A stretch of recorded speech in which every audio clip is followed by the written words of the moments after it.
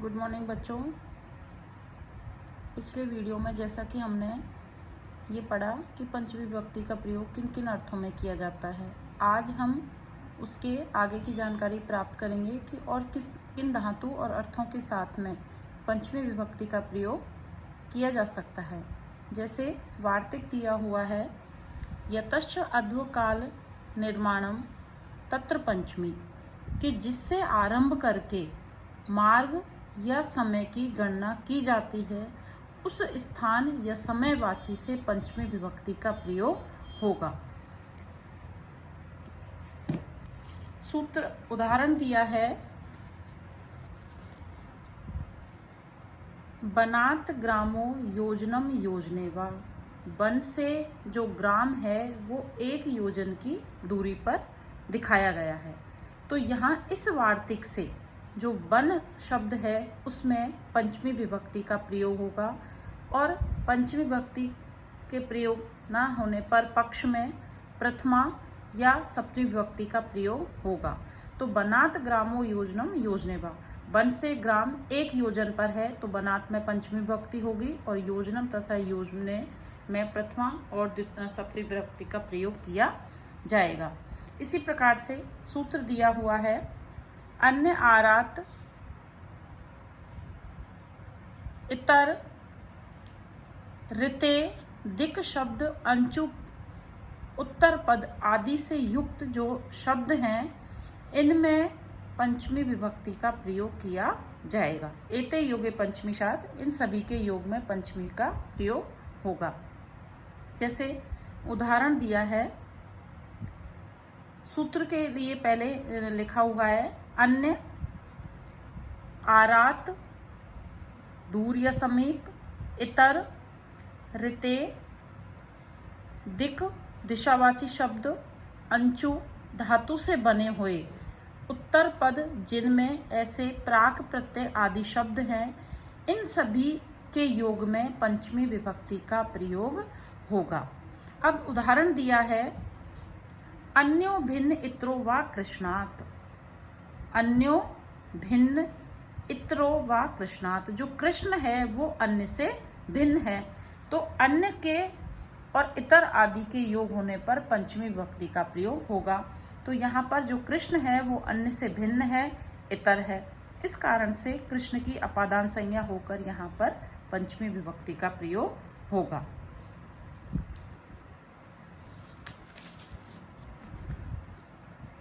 Next सूत्र है, अपरिवर्जने।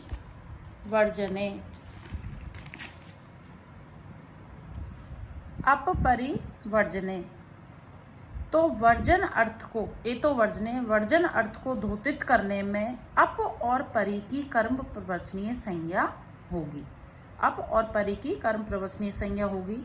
Next सूत्र है, आंग मर्यादा वचने, कि मर्यादा पूर्वक आंग शब्द के प्रयोग होने पर, आंग शब्द के प्रयोग होने पर वहां पर पंचमी विभक्ति का प्रयोग होगा।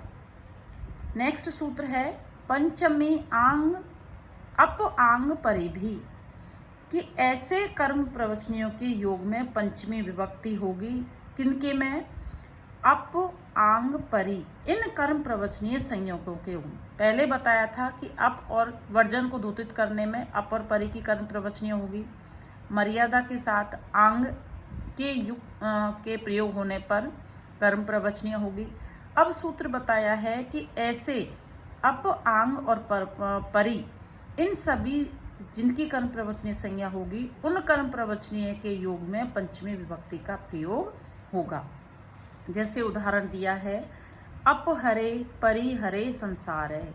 तो यहाँ पर अप के प्रयोग में, परि के प्रयोग में, कि भगवान को छोड़कर जन्म मरण रूप संसार चक है। तो अप तथा परि वर्जन अर्थ में है। पहले ही बता दिया था सूत्र में कि वर्जन अर्थ में अप और परि के प्रयोग होने पर कर्म प्रवचनीय संज्ञा होगी, और जिसकी कर्म प्रवचनीय संज्ञा होगी उसके योग में पंचमी विभक्ति का प्रयोग किया जाएगा। तो यहाँ पर उदाहरण है, अप हरे परि हरे, कि संसार से परे भगवान को छोड़कर जन्म मरण रूप चक्र है। तो अपर परी चूंकि वर्जन के अर्थ में, इस कारण से हरे की पंचमी विभक्ति होगी कर्म प्रवचनीय संज्ञा होकर। उसी प्रकार एक नीचे सूत्र था, मर्यादा के अर्थ में आंग का प्रयोग होने पर। उदाहरण है, आ मुक्ते संसार है, मुक्ति तक या अथवा मुक्ति से पहले संसार है। तो आ जो शब्द है वो मर्यादा के अर्थ में है। मुक्ति होने पर जन्म मरण रूपी जो संसार है उससे हम पार निकल जाते हैं। तो जो आ शब्द है यहाँ मर्यादा के रूप में है, इस कारण से आंग की कर्म प्रवचनीय संज्ञा होगी। और कर्म प्रवचनीय संज्ञा होने पर जो मुक्ति है उसके योग में पंचमी विभक्ति होगी। और आपका उदाहरण बनेगा, आ मुक्ते संसार है, संसार से परे। यानी कि यहाँ पर जो आ उपसर्ग है वो मर्यादा के अर्थ में, इस कारण से मुक्ति की कर्म प्रवचनीय संज्ञा होकर पंचमी विभक्ति का प्रयोग होगा। नेक्स्ट सूत्र है,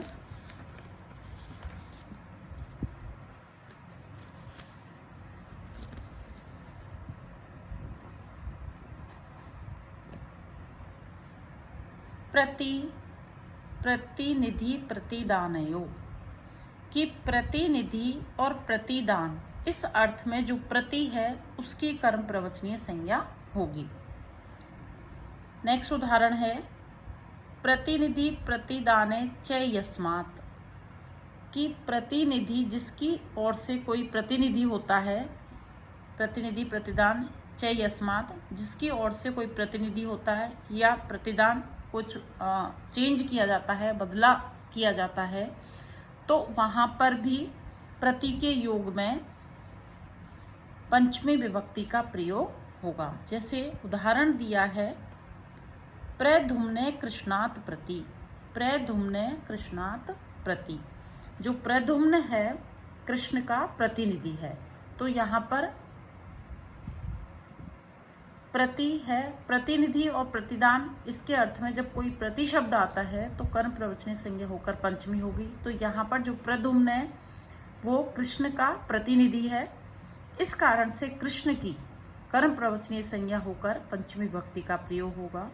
उसी प्रकार एक दूसरा उदाहरण है, तिलेभ्य प्रति यच्छति माशान, उर्दों से तिलों को बदलता है, तिलेभ्य तिलों से प्रतियच्छति बदलता है, माशान उर्दों को। तो यहाँ पर बदलने के अर्थ में, प्रति शब्द को धोतित करने के अर्थ में, प्रतिदान को धोतित करने के अर्थ में, तिलेभ्य में पंचमी विभक्ति अपादान संज्ञा होगी। यानी कि तिलों से माशों को बदलता है, एक्सचेंज करता है, तो यहाँ पर अपादान संज्ञा होकर पंचमी विभक्ति का प्रयोग होगा।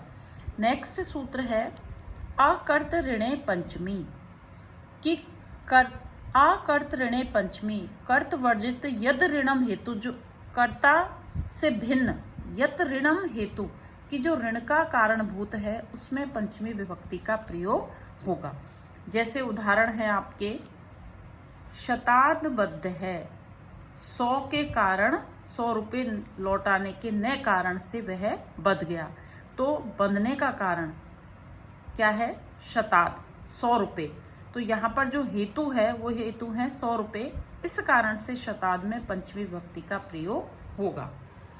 उसी प्रकार से नेक्स्ट सूत्र है, विभाषा गुणे अस्त्रियाम, विभाषा की जो गुण हेतु अस्त्रीलिंगे पंचमीशात, कि जो गुणवाचक हेतु है किंतु स्त्रीलिंग नहीं है, वहाँ पर विकल्प से पंचमी विभक्ति का प्रयोग होगा। जैसे उदाहरण है, जाड़ियात जाड़ियन व बद्ध है, जाड़ियात जाड़ियन व बद्ध है, जड़ता के कारण बद गया। तो यहाँ पर बदने का जो कारण है वो है जड़ता, जो कि हेतु है और गुणवाचक है और स्त्रीलिंग नहीं है। इस कारण से जाड़ियात में गुणवाचक हेतु है किंतु स्त्रीलिंग नहीं है, इस कारण से विकल्प से पंचमी होगी और पक्ष में तृतीय विभक्ति जाड़ेन हो जाएगी। तो गुणवाचक हेतु जो स्त्रीलिंग नहीं है वहाँ विकल्प से पंचमी और पक्ष में तृतीय विभक्ति का प्रयोग होगा। नेक्स्ट सूत्र है, पृथग बिना नाना अभी तृतीय अन्य तरस्याम, पृथग बिना नाना पृथक बिना नाना ए भी योगे, इनके योग में विकल्प से तृतीया शात पंचमी द्वितीया, विकल्प से तृतीया विभक्ति होती है और पक्ष में पंचमी तथा द्वितीय विभक्ति भी होती है। किसके योग में? पृथक बिना और नाना के योग में। अब उदाहरण है हमारे पास में, पृथक रामेण रामात रामम वा, राम से अलग, राम से अलग अपादान है, अलग होने के अर्थ में है। तो सूत्र है पृथक बिना और नाना। तो पृथक रामेण तृतीय विभक्ति, पृथक रामात पंचमी विभक्ति, पृथक रामम द्वितीय विभक्ति। तो यहाँ पर पृथक शब्द के अर्थ में अलग अलग तृतीय, पंचमी और द्वितीय विभक्ति का प्रयोग होगा। उसी प्रकार से नेक्स्ट सूत्र है,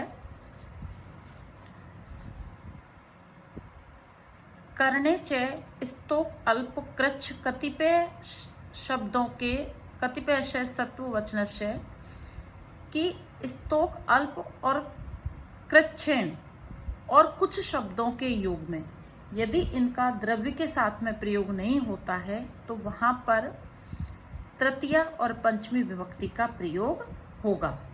जैसे उदाहरण दिया गया है आपका, स्तोकेन स्तोकात व मुक्त है। स्तोकेन बताया था सूत्र में पहले ही कि स्तोक अल्प और कृच्छ इन शब्दों के योग में तृतीया और पंचमी विभक्ति का प्रयोग होगा। तो स्तोकेन स्तोकात व मुक्त है, थोड़े से प्रयास से ही मुक्त हो गया। स्तोकेन थोड़े से प्रयास से ही मुक्त है, मुक्त हो गया। तो स्तोकेन में तृतीया, स्तोकात में पंचमी विभक्ति का प्रयोग होगा। उसी प्रकार से अन्य उदाहरण है, जैसे अल्प को लेंगे हम तो अल्पेन अल्पादवा मुक्त है, कृच्छ के साथ में कृच्छेण कृच्छादवा मुक्त है।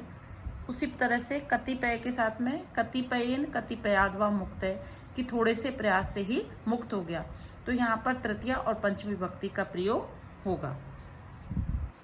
नेक्स्ट सूत्र है हमारा, दूर अंतिक अर्थेभ्यो द्वितीयाच, कि दूर और समीप इन अर्थों वाले शब्दों के योग में भी, दूर और समीप वाले शब्दों के एभ्य द्वितीय, इन शब्दों के योग में भी द्वितीय और पंचमी विभक्ति का प्रयोग किया जाता है। जैसे उदाहरण दिया है, ग्रामस्य दूरम दूरात दूरेण वा, इन शब्दों के योग में द्वितीय, पंचमी और तृतीय विभक्ति का प्रयोग हुआ। अब ग्रामस्य दूरम, गांव से दूर, यानी कि दूर है, अपादान को दिखा रहा है। तो दूरम में द्वितीय, दूरात में पंचमी और दूरेण में तृतीय। इस प्रकार से जब दूर और समीप इन भिन्न भिन्न अर्थों वाले शब्दों का जब प्रयोग होता है तो वहाँ पर कभी पंचमी विभक्ति का प्रयोग होगा, कहीं पक्ष में तृतीय का होगा। इस तरह से हमने पंचमी विभक्ति के अंतर्गत ये जाना कि किस प्रकार के शब्द और धातुओं के योग में हम पंचमी विभक्ति का प्रयोग कर सकते हैं। धन्यवाद बच्चों।